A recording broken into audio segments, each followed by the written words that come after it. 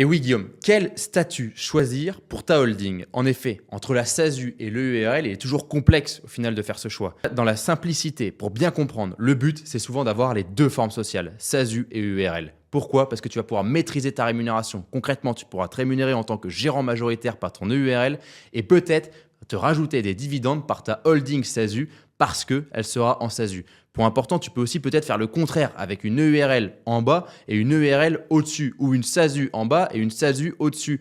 La plupart du temps, on essaye d'avoir les deux formes sociales. Mais si on a les deux formes sociales qui sont les mêmes, c'est parce que le capital social de ta société holding est important car tu pourras te distribuer des dividendes par le biais de ton EURL sans passer par la case des cotisations sociales si tu dépasses 10% du capital social.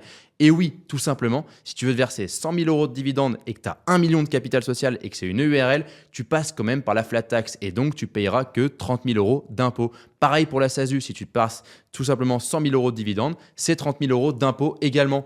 Car en SASU, il n'y a pas de limite de capital social. Le but, tu l'as compris, pour ta holding, c'est souvent d'avoir les deux formes sociales entre ta société commerciale et ta holding. Mais dans certains cas, il se peut qu'on ait deux EURL ou deux SASU.